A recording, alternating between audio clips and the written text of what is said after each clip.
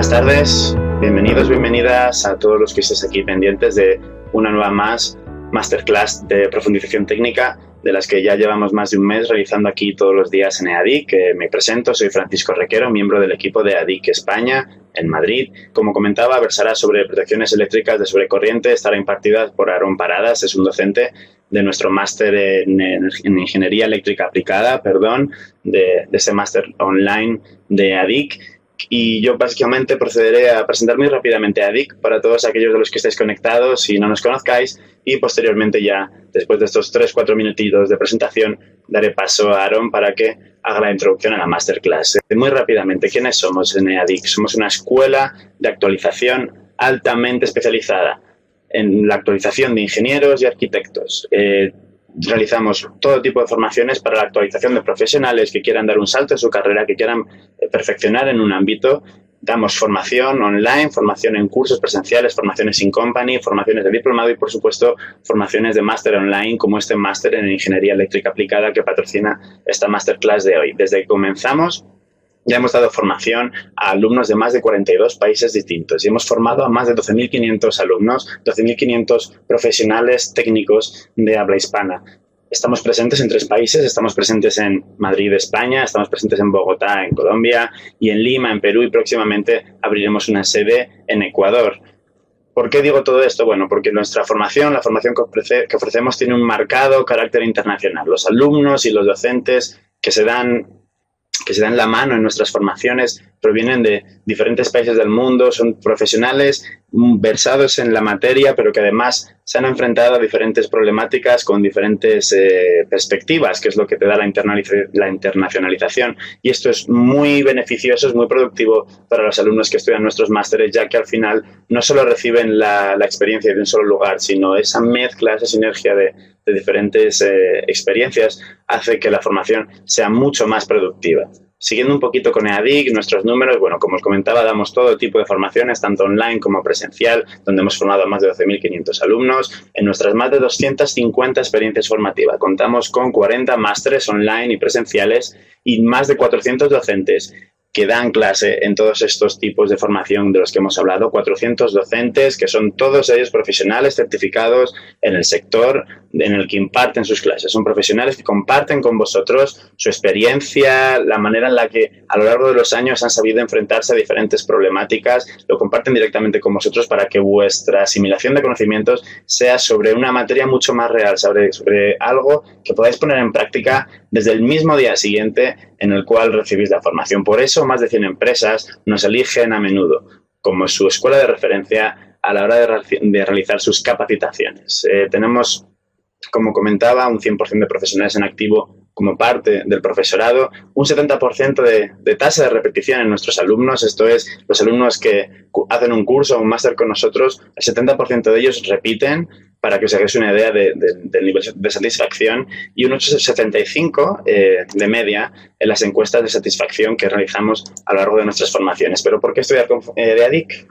Ya hemos estado hablando de números, pero bueno, los números al final solo son números. Bueno, nuestras formaciones online se basan en 6 patas muy importantes. Son formaciones online, pero en las cuales no te sientes solo, siempre estás acompañado, siempre a tu lado, como marca en la pantalla. Además del contacto con los profesores, además del contacto con el resto de alumnos en todas las materias, tenéis a vuestra disposición un asesor académico que estará a vuestro lado durante toda la duración del máster, para que la tarea de realizar un máster online no se sienta como algo solitario de tú frente a la pantalla. Como comentaba también, el entorno multicultural, la internacionalidad de nuestros másteres, que dota a los estudios de un marcado, de un carácter que os permite, ya no solo desde el punto de vista de aprender, sino también del networking, elaborar una red de contactos que en los futuros puede ser muy beneficiosa en todo el mundo. Somos pioneros en multimedia, tenemos no solamente las masterclasses o las webinars, que son como clases de este tipo en las cuales tenéis un contacto directo con los docentes, sino también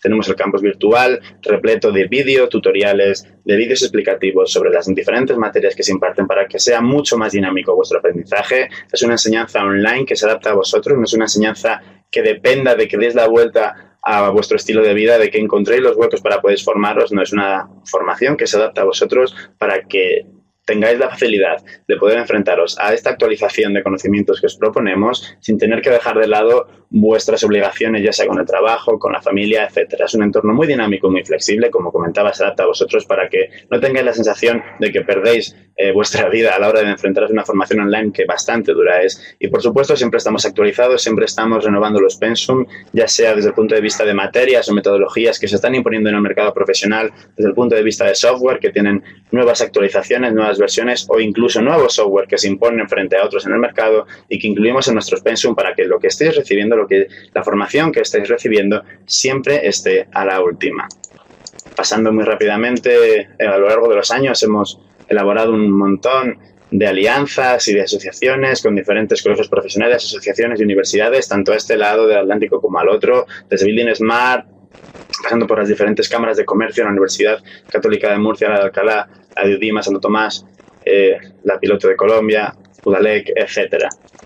Las características de un programa de máster como este del máster en Ingeniería Eléctrica Aplicada que patrocina esta Masterclass son de una duración de 12 meses, con 8 módulos más un TFM. Obtenéis una titulación propia técnica y además están avalados con 60 créditos ECTS, 60 créditos del Espacio Superior de Educación Europeo, que digamos que es lo que garantiza que estéis haciendo un título de máster. Además, podéis pedir la expedición de la titulación de la apostilla de la Haya en el caso de que tengáis que validar vuestra titulación internacionalmente. Perdonadme, hablo muy deprisa, pero no quiero retrasar la presentación de Aarón. Tenemos programas de becas si queréis estudiar un programa de máster con nosotros. A lo largo de los años tenemos una gran alianza, una fuerte alianza con la Organización de los Estados Americanos, la OEA, que nos ha permitido becar a más de 3.000 alumnos desde el año 2013.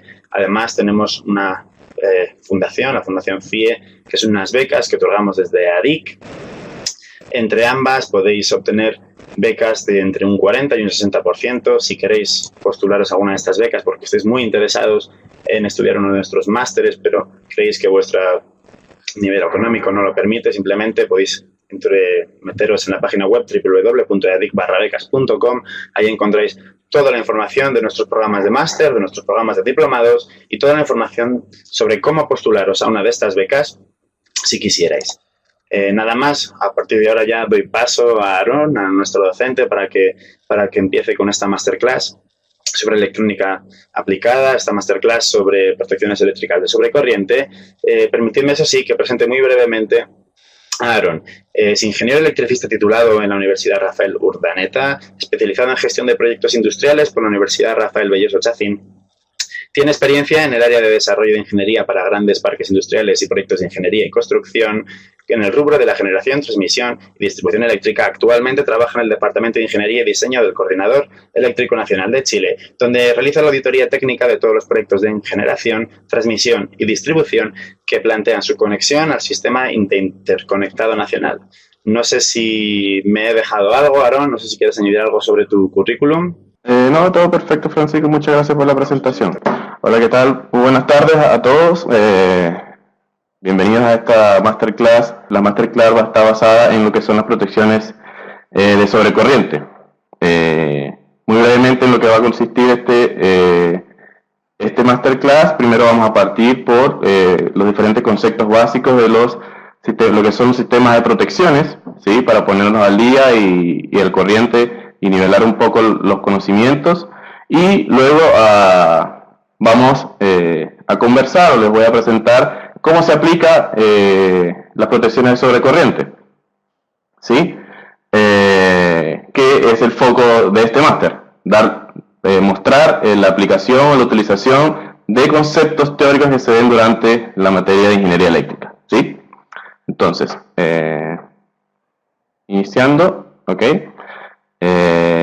Se va a ver, bueno, como les dije ya, una pequeña introducción, luego vamos a pasar a conversar lo que son las zonas de protección del sistema eléctrico y luego lo que son protecciones de corriente alterna para motores de corriente alterna y transformadores. Entonces, básicamente los conceptos básicos de protecciones o un sistema de protección. Los sistemas de protección básicamente es un conjunto de elementos que está compuesto por diferentes elementos de sensado, como lo son transformadores de corriente o transformadores de tensión, ¿ok? A otros elementos que se les puede llamar elementos de supervisión, como son los diferentes relés o interruptores caja moldeada o diferentes elementos que se les puede establecer un parámetro al cual ellos deben dar una respuesta. ¿Ok? Esa respuesta, ese parámetro debería ser el parámetro que nosotros queremos proteger el sistema frente a su presencia, ¿ok? Bien sea una sobretensión, una sobrecorriente, una perturbación en la frecuencia, ¿ok?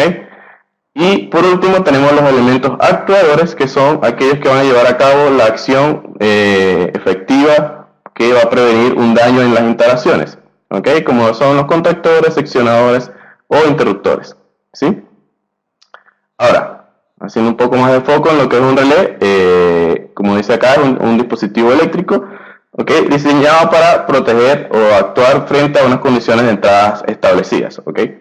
Dependiendo del elemento de sensado que esté alimentando, él va a estar supervisando o bien un parámetro de tensión, bien sea línea a línea o línea neutro, o parámetros de corriente, bien sea de fase o de igual manera de neutro, ¿ok? O sumatorias de diferentes corrientes para determinar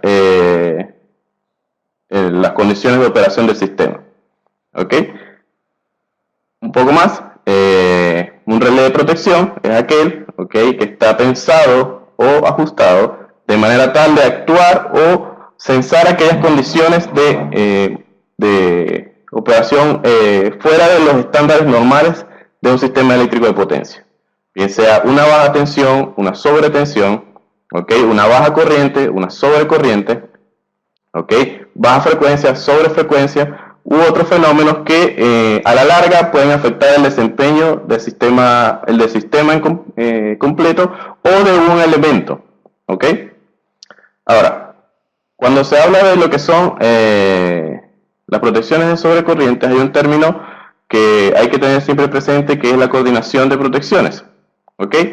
Y un concepto general que es replicado en mucha bibliografía es que es la ciencia y el arte de la correcta aplicación y ajuste de los relés o fusibles, o ambos, con la finalidad de proveer máxima sensibilidad ante la presencia de fallas y condiciones no deseadas, pero evitando la operación de estos equipos bajo condiciones permisibles o tolerables. ¿Ok? Entonces, traduciendo un poco este concepto, en un sistema de protecciones, como ya les dije anteriormente, vamos a tener diferentes elementos, como son fusibles, relés, interruptores, etc. ¿Ok? Entonces, la labor del ingeniero que se encarga de la concepción, el ajuste y la implementación de las protecciones, ¿ok?, es analizar el sistema de potencia, ¿ok?, ver cuáles son las condiciones de operación normal, ¿ok?, simular y estudiar cómo serían las condiciones que se presentan para diferentes fallas en el sistema, ¿ok?, de diferentes categorías, y conseguir entonces estos elementos y posteriormente ajustarlos. Y estos ajustes deben permitir que bajo ninguna circunstancia el sistema salga de operación por una condición que es normal de operación. ¿Ok? ¿Por qué es necesario un sistema de protecciones? ¿Ok? En primer lugar, lo fundamental siempre es la seguridad de las personas, siguiendo ya a lo que aplica a sistema eléctrico de potencia, como son la reducción de costos en la reparación o reemplazo de equipos fallados, ¿okay?, reducción de costos asociadas a la pérdida de producción o interrupción del servicio, minimizar efectos adversos sobre el balance del sistema, evitar el esparcimiento de fallas en equipos adyacentes y disminuir el periodo de disponibilidad del equipo fallado. ¿Okay? Otra manera de verlo son los objetivos. ¿Okay? Los objetivos son un sistema de protecciones debe separar el equipo fallado del resto del sistema. ¿Okay? Limitar el daño ocasionado en el equipo fallado. ¿Okay? Porque siempre los sistemas de protecciones van a operar cuando hay una falla o una operación fuera de lo normal. Esto quiere decir que algo está saliendo mal. Pero lo que se quiere es limitar el daño que puede estar incurrir en el equipo puntual que se presenta la falla. ¿Okay? Minimizar la posibilidad de fuego, ¿okay? Y por último, minimizar el riesgo de los accidentes del personal. ¿Sí?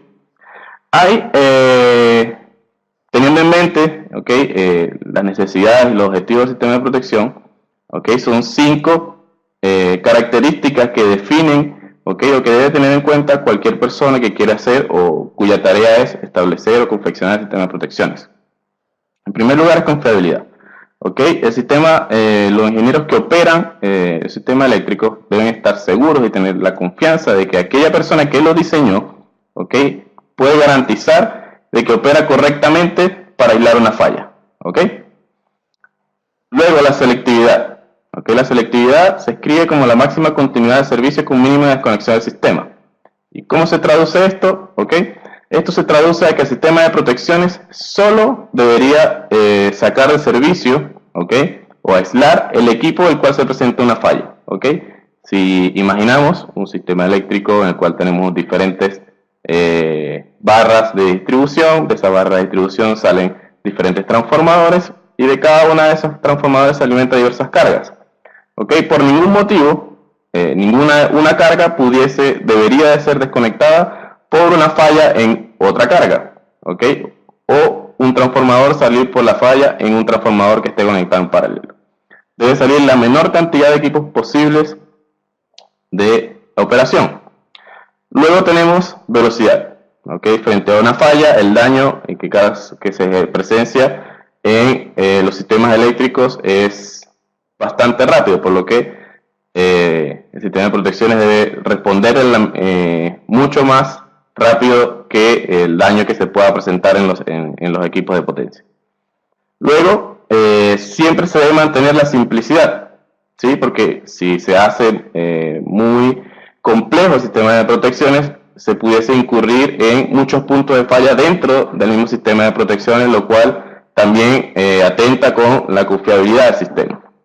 Y por último, como siempre es parte de lo que debe tener en consideración en todo análisis o diseño de un sistema, sin importar si es de protecciones o sistema de potencia, es la economía, ¿sí?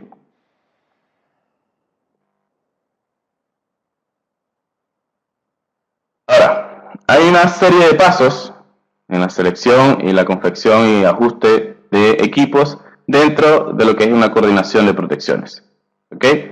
Entonces, en primer lugar, debemos estar claros y tener conocimiento de cuál es el sistema de distribución o potencia el cual se está ajustando, ¿sí? Luego, a eso se le debe añadir, ¿ok?, análisis de carga y los datos básicos de cada uno de los equipos, ¿ok? Conociendo eso, ¿ok?, es posible luego elegir el sistema de protecciones. Una vez yo tengo estos tres inputs principales, ¿ok?, requiero hacer una serie de estudios que me van a permitir a mí conocer, ¿ok?, cómo se va a comportar el sistema frente a fallas hipotéticas, ¿ok? Son estudios de arranque de motores, flujo de carga, dinámicos de estabilidad, ¿ok?, o cortocircuito. Todos esos estudios me van a permitir a mí conocer cómo se comporta el sistema en régimen permanente de operación continua y cómo se comporta frente a fallas, ¿ok? Cuando analizo una condición de falla como cortocircuito, debo tener también el input de cuál sería la contribución, ¿ok?, de la compañía de distribución de energía, ¿ok?, a la cual se conecta el sistema.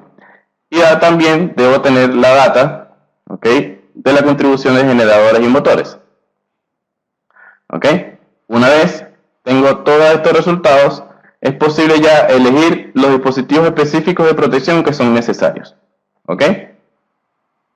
Ahora, con esa información, al yo elegirlo, voy a tener los datos finales de los equipos y del sistema, lo que me va a permitir a mí hacer la coordinación de protecciones. La coordinación de protecciones, en el fondo, es un estudio, ¿ok?, en el cual se describe el sistema de potencia, se describe el sistema de protecciones considerado, se describe cuáles serían las condiciones de tensiones y corrientes frente a fallas en diferentes puntos del sistema, ¿sí? Y se finaliza por indicar cuáles serían los ajustes para cada uno de estos dispositivos de protección, bien sea relés, interruptores o fusibles. Y por último, se pasa a lo que es la implementación, que pasa por la calibración, prueba de puesta en servicio del sistema de protecciones. ¿Ok?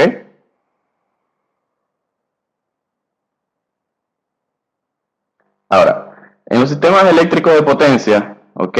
Son posibles, es esencial y recomendable que se consideren las divisiones que se definen de acuerdo a los sistemas de protección. ¿Ok?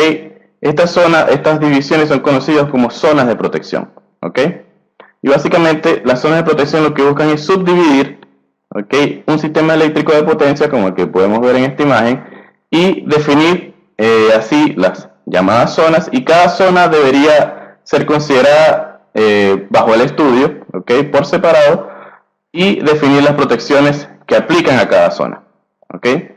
Entonces, las zonas de protección vendrían siendo, en primer lugar, las unidades de generación o generación-transmisión, generación-transformación. Entonces, en este diagrama unilineal, ¿ok?, la zona de generación estaría comprendida por un generador y el transformador elevador a través del cual el sistema se conecta a una barra, a un sistema eléctrico interconectado.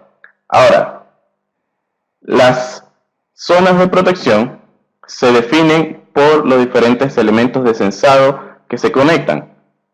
Tradúzcase en esta imagen en los transformadores de corriente. ¿Ok? Los transformadores de corriente van a poder delimitar desde dónde yo defino la protección. En este caso, si considero este transformador de corriente, la zona de protección va a ser desde el transformador hasta el generador. Quiere decir que esa zona va a estar reconociendo fallas desde acá, incluyendo el conductor, el interruptor, este transformador de corriente, el transformador de potencia, el otro transformador de corriente y el generador. ¿Ok? Ahora, el encargado de despejar cualquier falla en esta zona puntual sería el interruptor que está anexo a el transformador de corriente. La siguiente zona pudiese ser una zona de transformación, ¿ok? En este caso pudiese ser otra zona acá dentro de la misma zona, ¿ok?, que estaría definida entre este TC que está, ¿ok?, el transformador de corriente a este lado del transformador y al otro lado del transformador, utilizando el mismo transformador de corriente. ¿Ok? O en este caso, ¿ok?, un transformador de corriente que pudiese ser de transmisión. En esta zona de transformador vamos a tener dos transformadores de corriente y en este caso pudiésemos tener dos interruptores que van a permitir solamente aislar el transformador de uno de los lados de tensión. Luego tenemos las zonas de barras. ¿Ok? Las zonas de barras, como la vemos acá, tenemos una barra, 2, 3, 4 barras. Y está definida por interruptores a ambos lados de la barra y también por transformadores de corriente a ambos lados de la barra. Como lo vemos acá, como se ve más claramente en este caso, ¿sí?, acá en este caso, y tenemos acá en este caso otra zona de barra. Luego tenemos zona para líneas de transmisión, subtransmisión y distribución. ¿Ok? En este caso tenemos esta línea, el cual define su zona desde este TC a este TC, y tenemos estos dos interruptores que permiten aislar o sacar el servicio de la línea. ¿Ok? Como se empieza a ver en esta gráfica, ¿ok?, las zonas de protección se conciben de manera que ellas se vayan solapando entre ellas, de manera que cada uno de los elementos tiende a atender más de una sola protección. Esto en búsqueda de aumentar la confiabilidad del sistema, ¿ok?, de protecciones, ya que si hay una falla en, por ejemplo, la línea, más de una protección, en este caso las protecciones de la zona de línea, de esta zona de barra y esta zona de barra, pueden detectar esa falla y despejarla. Luego tenemos zona de equipos, ¿ok?, motores, cargas estáticas, etcétera. ¿Ok? Como en este caso tenemos este motor, el cual se solapa a su vez con la zona de la barra a la cual se conecta el motor. ¿Sí? Y por último, zonas de banco de condensadores que se puedan conectar en paralelo a una barra, ¿ok?, o en serie con una carga. ¿Ok? Entonces, una vez que se definen todas las zonas que van a estar involucradas en un sistema de potencia y que va a ser sujeto de un estudio de protecciones, a cada una de estas zonas se le va a definir cuáles son las protecciones necesarias, ¿ok?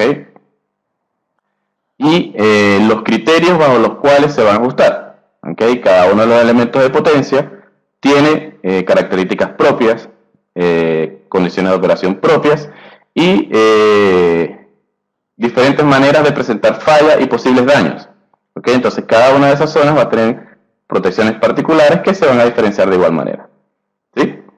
Entre las protecciones de los diferentes equipos existen protecciones llamadas protecciones unitarias.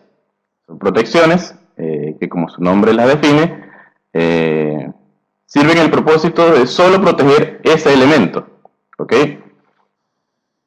Como por ejemplo sería en el caso de un transformador, las protecciones diferenciales, ¿ok? La protección diferencial solamente protege a ese transformador, solamente va a indicar una acción de operación de los interruptores si es que la falla es en el interruptor. Otra operación del transformador o protección unitaria del transformador pudiese ser la protección de alta presión de aceite, ¿ok? De alta temperatura del transformador, ¿ok? Son protecciones que solamente pueden proteger el transformador, ¿ok?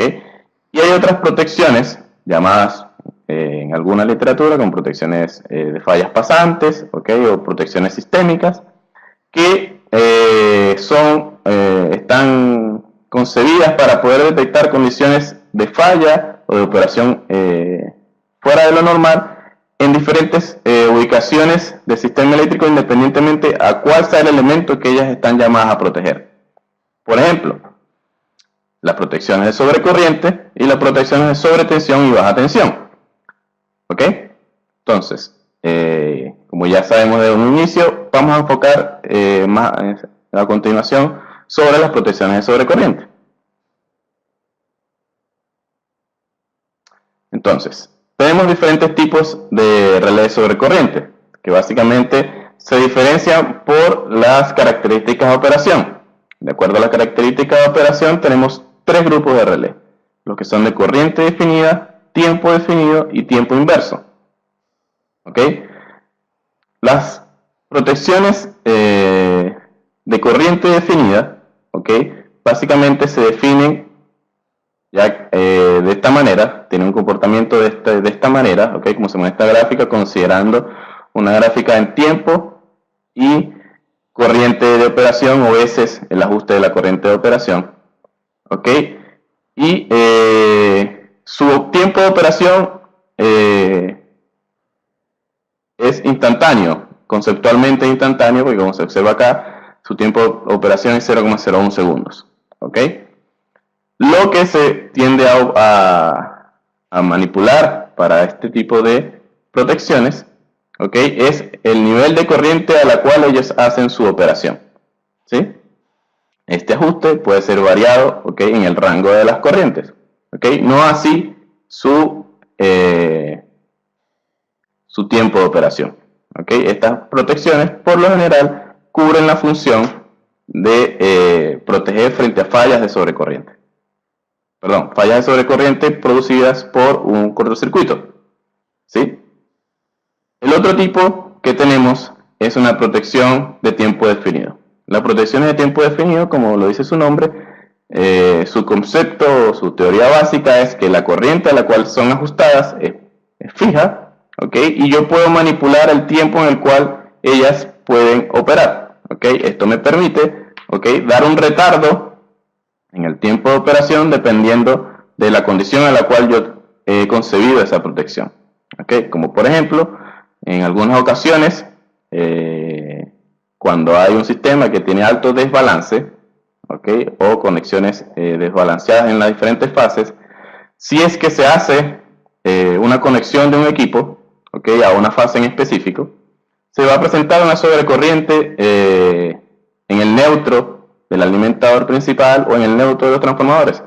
Esa sobrecorriente puede ser momentánea, ¿ok? Entonces es de bastante utilidad que yo tenga una protección de tiempo definido en el cual yo permito un nivel de sobrecorriente por un tiempo bajo, ¿ok?, que responde a el periodo transitorio del fenómeno que se está presentando. Pasado ese tiempo, voy a requerir que la protección opere porque pudiese estar en una situación que se va a dañar el elemento que estoy protegiendo, el mismo alimentador o transformador. ¿Sí? Y por último, tenemos las protecciones de tiempo inverso. ¿Okay? Las protecciones de tiempo inverso, como así lo dice su nombre, ¿okay? Son protecciones que cambian su tiempo de operación de manera inversamente proporcional al nivel de corriente que ellas están sensando. Como se ve acá, a mayor es la corriente, menor es el tiempo. Mientras menor es la corriente que están sensando, mayor es el tiempo de operación. ¿Sí? Estas protecciones están consideradas mayormente para hacer protección de sobrecorriente, ¿okay? A niveles de sobrecorriente que se presenten por sobrecarga, ¿okay? O corrientes que se presenten, corrientes de cortocircuito que se presenten lejanos al punto en el cual está instalado el relé. ¿Sí? Ahora, profundizando un poco más, ¿ok? Lo que he estado conversando recientemente, tenemos la corriente, protección de corriente definida, instantánea, ¿ok? Como lo dije, ¿ok? Solo se ajusta el valor de corriente, el tiempo de operación, ¿ok? Es menor a 2 ciclos, en teoría se considera instantáneo, ¿ok? Se ajustan para corriente de condiciones de falla. Esto quiere decir el nivel de cortocircuito que se presenta en el punto donde se instala la protección. Ese nivel de cortocircuito se obtiene del estudio de cortocircuito que mencioné en el flujo de confección del sistema de protecciones. ¿Ok? Y su característica o desventaja es que mientras más lejanos a la fuente, ¿ok? Menor valor de corriente y más cercano a la fuente, mayor corriente de operación. ¿Ok? Entonces quiere decir que si yo estoy en un punto cercano, lejano de la fuente, ¿ok?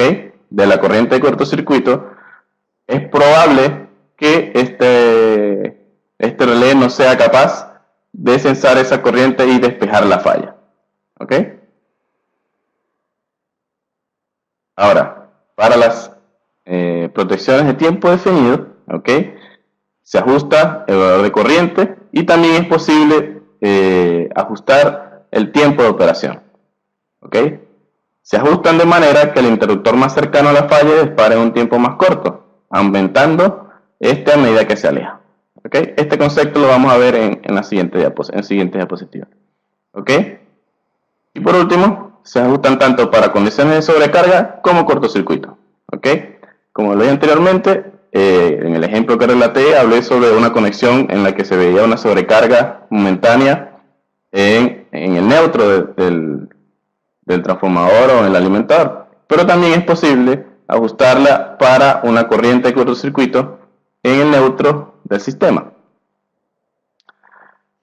Y las protecciones de tiempo inverso, ¿ok? En las protecciones de tiempo inverso se ajusta la corriente a partir del cual ella es capaz de censar la corriente, una condición de falla o de sobrecarga, el tipo de curva, ¿ok? Que ya vamos a ver los tipos de curva, ¿ok? Y el dial de operación. El dial es un ajuste que aplica a la curva de operación seleccionada que va a desplazar esa curva en el eje del tiempo. Ya un poco más adelante lo vamos a ver. ¿Ok? Luego, como venía diciendo, el tiempo de operación es inversamente proporcional a la corriente. ¿Ok? Y se ajustan en general a corrientes de condición de sobrecarga. ¿Ok? Entonces tenemos protecciones que están pensadas más al cortocircuito, unas que pueden cubrir ambas funciones y una que cubre mayormente condiciones de sobrecarga. ¿Ok? Entre ellas no son excluyentes. ¿Ok? ¿Qué quiere decir esto? Que por lo general los sistemas de protecciones se ajustan de manera tal que se presenta una mezcla entre tiempo inverso, tiempo definido y instantáneas, de manera de que un relé pueda proteger para todas las condiciones que se presentan en el elemento de potencia. Entonces, acá en esta gráfica lo que les muestro es unas curvas características, ¿ok?, de lo que es un relé de sobrecorriente instantáneo. ¿Ok? Aquí tenemos lo que es una gráfica logarítmica, la gráfica típica en la que se analizan las protecciones, ¿okay? Donde el eje Y sería en segundos, ¿okay? Y el eje de las X sería en amperios. Entonces, como vemos acá, yo puedo ajustar diferentes niveles de corriente para la protección instantánea, pero siempre, ¿okay? El tiempo de operación se va a mantener fijo, ¿okay? Instantáneo, en teoría sería 0,04 segundos el tiempo en el cual la protección va a dar la orden de operación a los interruptores, ¿okay? Ese nivel de corriente puede ir variando dependiendo del nivel de cortocircuito que se presente en el punto donde yo estoy protegiendo. Ahora, tenemos las protecciones de tiempo definido. Las protecciones de tiempo definido me permiten a mí manipular tanto la corriente como el tiempo de operación. Como vemos acá en este ejemplo, yo puedo tener diferentes protecciones que operan a la misma corriente, en este caso 1200 amperios, pero operan en diferente tiempo, ¿ok? Entonces, dependiendo de los elementos que estén conectados en el sistema de potencia, yo puedo variar esos tiempos de operación de manera que coordinen entre los diferentes elementos de protección. Otra opción es manipular, ¿ok?, el tiempo y la corriente. Yo acá, como pueden ver, esta protección opera no a 1200, sino que a 3000, y también pude modificar lo que es el tiempo de operación. Y a otra protección pudiese incluir mayor corriente e incluso otro tiempo. ¿Qué me va a permitir esto? Me va a permitir que mientras yo vaya desplazándome sobre el sistema de potencia, cada protección vaya discriminando, ¿okay?, cuáles son las condiciones de falla o las condiciones de sobrecarga del elemento para el cual están pensados. ¿Okay? Recordando siempre que cada protección tiene un trabajo. El trabajo es proteger el elemento y a su vez no operar cuando el elemento que está protegiendo no es el fallado. Y por último tenemos las protecciones de tiempo inverso. ¿Okay? Las protecciones de tiempo inverso, como lo mencioné, tienen diferentes tipos de curvas, ¿okay?, que lo que cambia es la pendiente o la proporcionalidad de qué tan inversa es la protección. Y acá lo que les presento son los diferentes tipos de curvas tradicionales que se conocen, que son normalmente inversa, ¿okay?, muy inversa, alto tiempo inversa y extremadamente inversa. ¿Okay? En estas curvas, ¿okay?, para el momento que las ajusté para este ejemplo, todas las protecciones tienen el mismo nivel de corriente de partida. ¿Okay? Todas inician su operación, ¿okay?, en el mismo valor de corriente. ¿Ok? Cambia el tipo de curva, pero el dial que mencioné es el mismo. ¿Ok? El mismo dial, misma corriente, pero diferente curva. Entonces, ¿qué quiere decir eso? Que para una misma corriente, ¿ok?, suponiendo una corriente acá, ¿ok?, de 30 por 100, 3000 ohmios, ¿ok?, 3000 amperios, perdón. Dependiendo de la curva que yo seleccione, voy a tener diferentes tiempos de operación de ese relé y acción de operación sobre el interruptor, ¿sí? Por lo que yo tengo la versatilidad de ajustar este relé dependiendo de las condiciones o las exigencias que yo tenga en el sistema de potencia, ¿sí? Entonces, como leí a un inicio, esto es básicamente teoría sobre las protecciones y protecciones sobre corriente. Ahora vamos a ver un poco la aplicación de estos relés, ¿okay?, sobre las protecciones de un motor y las protecciones que aplican para proteger un transformador. ¿Okay? Entonces, antes de entrar a eso, vamos a ver los criterios comunes que se conocen, ¿okay?, o que se tienen que considerar para el ajuste de las protecciones. ¿Okay? Entonces, los relés sobre corriente, como ya le dije, podrán proteger contra fallas entre fases o tierra. ¿Ok? Entonces, las protecciones que son de fase son denotadas como 50, que son las instantáneas, o 51, que son las temporizadas o de tiempo inverso. Cuando son protecciones sobre corriente, de neutro, son 50, 51 de igual manera, pero son acompañadas con un subíndice n, ¿ok? Entonces, los ajustes temporizados de fase, 51P, debe ser mayor a la corriente de operación del circuito a proteger y menor al límite térmico, ¿ok? Con el fin de evitar que los equipos operen en condiciones de sobrecarga, ¿ok? Más o menos lo que he venido conversando. Las características de operación instantánea o temporizada, ¿ok? Dependerá de la posibilidad que exista para establecer coordinación con las protecciones colindantes, ¿ok? Esto quiere decir, una vez más, resguardar de que una protección no opere frente a fallas a otros equipos. La conexión de la carga, ¿sí?, no deberá causar la operación del relé por función de sobrecorriente temporizada, 51P, por tanto se deberá considerar el efecto de la corriente de energización de los transformadores, ¿sí? Como mencioné en el flujo, ¿okay?, se deben realizar ejercicios o estudios de energización y arranque de motores para conocer cuáles son esas corrientes o cómo responde el sistema, de manera que las protecciones no operen frente a esas operaciones que son comunes y recurrentes en el sistema. ¿Ok?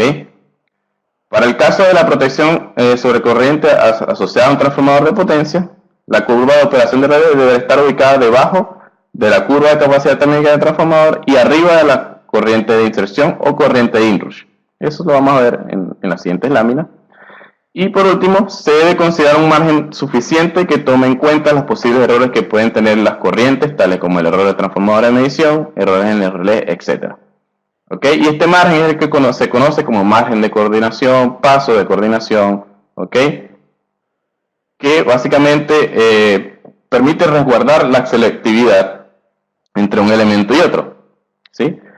Estos márgenes están bajo norma, por lo general, la norma IEEE 242 es una de las normas, u otras normas se definen la recomendación para estos márgenes, ¿sí? La recomendación general es de 250 milisegundos o 300 dependiendo del caso.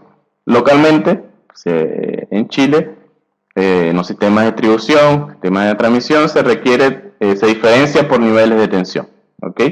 El tiempo o el paso de coordinación que debe haber, ¿ok? Siendo el estándar, así general, 300 milisegundos. Entonces, vamos a entrar a ver protecciones sobre motores y las consideraciones generales, ¿sí? Entonces, fallas. Las fallas más comunes que se presentan en los motores de corriente alterna son cortocircuito entre espiras del estator o una falla fase-fase. Fallas de los cojinetes traducidas en bloqueo total o parcial del rotor, lo que se traduce eléctricamente, ¿okay?, a altas corrientes estatóricas, vistas como corrientes balanceadas desde el rango de sobrecarga hasta la corriente rotor bloqueado. Fallas del devanado estatórico a tierra, ¿ok? Y bueno, de todas estas fallas, la más común es la falla en los cojinetes, que son generadas generalmente por una deficiente labor de mantenimiento en el motor. En el caso de los motores síncronos, se debe añadir la falla en el cortocircuito de excitación y la falla en las escobillas del devanado de excitación o la excitatriz, ¿okay?, si es que es un motor que tiene escobillas. Por último, si el motor es un motor manejado por un variador de frecuencia o un arrancador suave, se debe considerar el daño de igual manera en los cojinetes debido a la circulación de corriente de fuga por los cojinetes debido a las armónicas generadas por el controlador, ¿sí? Como pueden ver, y sacando un poco más de información más allá de las protecciones, los cojinetes es uno de los puntos que más cuidado se debe tener a la hora de pensar en el mantenimiento de un motor.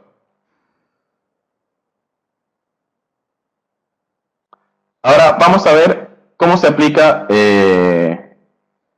las protecciones en un motor, ¿ok? Lo que tengo acá en esta curva, o en esta gráfica, ¿okay?, aquí en la gráfica en color negro, es cómo se vería la operación de un motor de corriente alterna en una gráfica tiempo versus corriente, donde se analizan las protecciones. ¿Ok? Acá lo que yo estoy viendo es Este punto acá sería la corriente rotor bloqueado, ¿ok? ¿Sí? En un arranque directo, aproximadamente, considerando para esta gráfica, 6 veces la corriente nominal. Esa corriente se mantiene durante un pequeño momento, luego alcanzamos la corriente de breakdown, ¿ok? O que es aproximadamente el 89% de la corriente rotor bloqueado, la cual se va a mantener el tiempo rotor bloqueado, el tiempo de arranque del motor, en este caso consideré 3 segundos, y luego de ese momento, ¿ok? Se considera que decrementa linealmente a corriente de operación normal. Entonces, siempre que yo arranque un motor, o este motor en específico, este va a ser su comportamiento. Entonces, esa es mi base para iniciar el ajuste de las protecciones. Yo debo permitir que el motor arranque sin ningún problema y sin que las protecciones operen. ¿Ok? Para poder yo determinar cuál es este comportamiento de acá, yo debo realizar un estudio de arranque de motores. Luego, ¿qué debo considerar? Debo considerar el nivel de cortocircuito que se presenta en la barra a la que se conecta al motor, ¿ok? Y eso lo hago mediante un estudio de cortocircuito, ¿ok? Entonces, ese nivel de cortocircuito está representado acá con esta flecha. Esta flecha me denota en dónde está el nivel de cortocircuito del motor, ¿ok? O de la barra a la cual se conecta el motor. Y lo otro que debo considerar es el límite térmico del motor, ¿ok? Que eso es un dato que viene en la placa del motor, ¿ok? En la cual acá yo lo grafico como una recta, ¿ok? Al nivel de las corrientes de sobrecarga. Y el otro punto que debo cuidar al motor es los puntos de daño en condición de stall, ¿ok? La condición de stall es esta misma corriente que yo tengo acá, que es el 89,69% de la corriente rotor bloqueado, ¿ok? Los fabricantes definen cuánto tiempo un motor puede sostener esa corriente hasta sufrir daño en el aislamiento de los devanados. Ese tiempo se diferencia por dos condiciones. Como lo ven acá, se denota como hot o cold, caliente o frío. Y eso quiere decir, si el motor estaba en reposo, ¿ok? Quiere decir frío, yo puedo sostener esa corriente aproximadamente 30 segundos. Si es que el motor está en funcionamiento, se detiene y yo inmediatamente lo trato nuevamente de energizar, el motor puede sostener esa corriente por un tiempo menor, debido a que ya el rotor está caliente, el estator está caliente, entonces el aislamiento tiene menor capacidad de soportar ese incremento calórico. Entonces, la protección que yo vaya a establecer para proteger este motor, ¿qué debe permitir? Debe permitir que el motor arranque sin ningún problema y debe impedir que las corrientes lleguen o se acerquen a las corrientes de daño del estator y las corrientes de daño por la condición de stall. Entonces, acá en esta curva en color naranja está un ejemplo de cómo debería de ajustarse esa protección. Yo debería ajustar una protección de tiempo inverso que se describa, ¿okay? Que tenga una característica de curva que siga este rango, de manera de que yo permita la corriente de arranque del motor, ¿okay? Y su operación normal, ¿sí? Considerando para esto su corriente nominal, su corriente de arranque, su tiempo de arranque y el porcentaje de sobrecarga que pudiera tener ese motor. Entonces yo selecciono una curva, ¿ok? De la familia de curvas que conversamos hace unos minutos. Y además, yo protejo el motor del nivel de cortocircuito. Y para el cortocircuito yo ajusto una segunda protección de sobrecorriente instantánea o de tiempo definido también pudiese usarse, ¿ok? Para proteger el motor frente a la condición de cortocircuito. Entonces, como lo venía conversando, tenemos una protección de sobrecorriente temporizada o de tiempo inverso para proteger la zona de sobrecarga y una protección de sobrecorriente instantánea para proteger la zona en la cual definitivamente estamos en presencia de una falla. ¿Sí?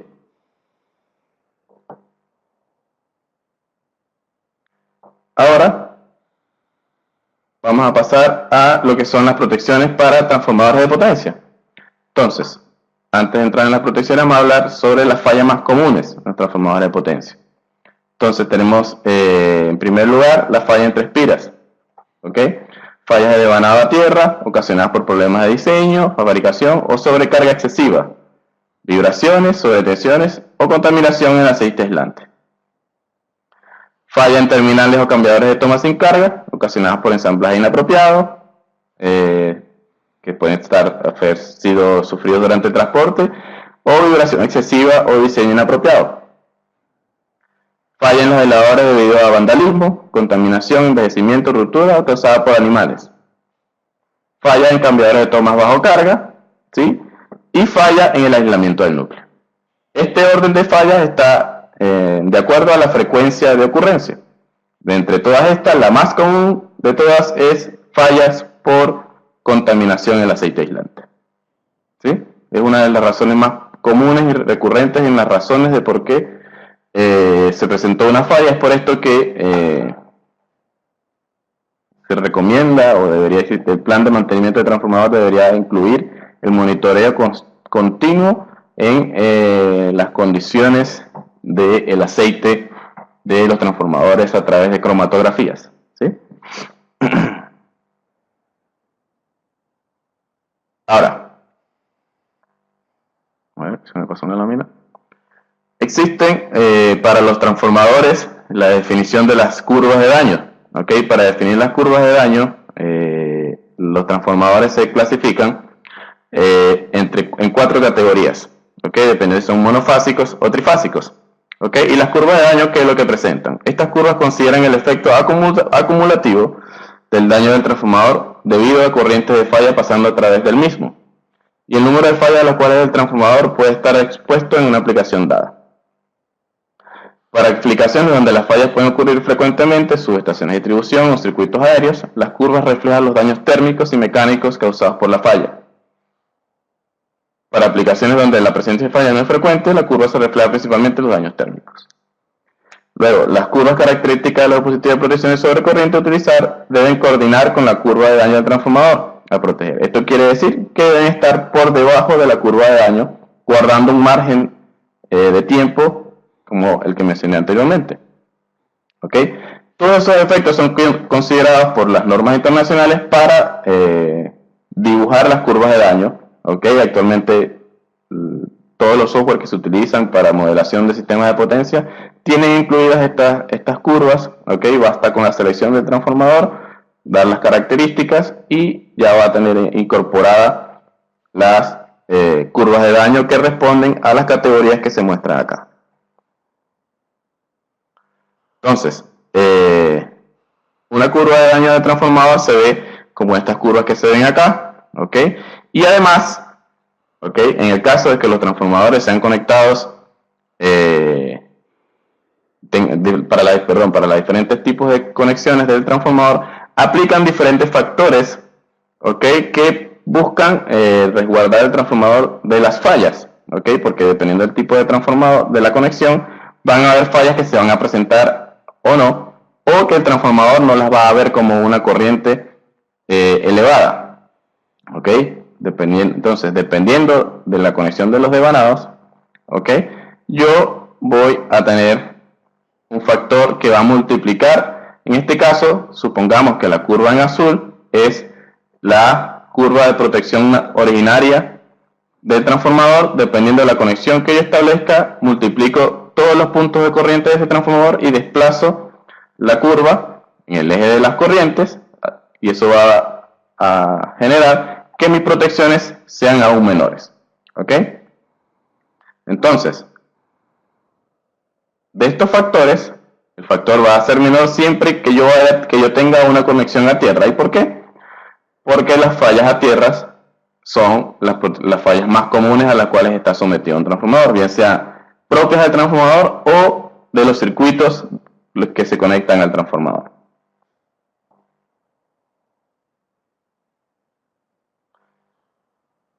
Por otro lado, como se mencionó entre los primeros criterios, ¿okay? Las protecciones que cubren a un transformador deben permitir las corrientes de energización del transformador, ¿ok? O llamadas también corrientes de inrush, ¿ok? Esas corrientes de inrush pueden ser clasificadas, ¿ok? De acuerdo a la tabla general que muestro acá, entre 8 veces la corriente nominal o entre 10 y 12 veces la corriente nominal. De todas maneras, todos los transformadores deberían ser parte de uno de los datos que entrega el fabricante, debería darnos el nivel de corriente de inrush. Entonces, en esta gráfica acá, nuevamente tengo las curvas de daño para falla trifásica, falla monofásica, ¿ok? Y tengo reflejado también cuál es la corriente de inrush. La corriente de inrush es una corriente que se presenta durante un tiempo muy corto. Entonces se indica, ¿ok?, cuánto es el nivel de corriente y en dónde termina el tiempo que se presencia esa corriente. Y las protecciones de sobrecorriente de mi transformador, ¿qué deberían hacer? Deberían describirse en el espacio dado entre el punto de inrush, las corrientes de daño y garantizar la protección del transformador en todo el recorrido de su corriente de daño. ¿Okay? Yo debo establecer una protección que tenga y pueda censar toda la corriente de este rango, ¿ok? Y ejercer una orden de operación para prevenir un daño en la unidad de transformación. ¿Y cómo se vería esto? Se vería algo muy similar a lo que se ve en esta gráfica, en el cual tengo un transformador, ¿okay?, donde tengo esta sería la curva de daño de mi transformador, tengo el punto de inrush de mi transformador y tengo acá en esta gráfica, tengo dos relés, ¿okay?, o dos elementos de protección. ¿Por qué tengo dos? Porque naturalmente los transformadores suelen tener protecciones tanto en el lado de alta tensión como de baja tensión, ¿sí? Entonces, como lo dije anteriormente, yo debo establecer una curva de tiempo inverso que se describa a lo largo de lo que es la curva de daño del transformador y por encima de la curva o el punto de energización del transformador. Por último, siempre resguardando los niveles de cortocircuito, ¿ok?, de que se puede presentar en el transformador para así garantizar la integridad de la unidad de transformación, ¿sí? Entonces, bueno, eso es todo lo que tenía preparado para esta masterclass del día. Espero que haya sido de su provecho, se hayan entendido muchos de los conceptos que aplican al sistema de protección y lo que más importante aún, hayan visto cómo se aplican estos conceptos a la práctica, al día a día y a la operación de los sistemas de potencia. Muchas gracias, Aarón, ¿sí?, por toda la ponencia. Entonces, muchas gracias a todos igual por la asistencia, gracias Francisco por la instancia y bueno, quedamos a la atenta de verlo en una próxima y ojalá participando de una de las masterclasses.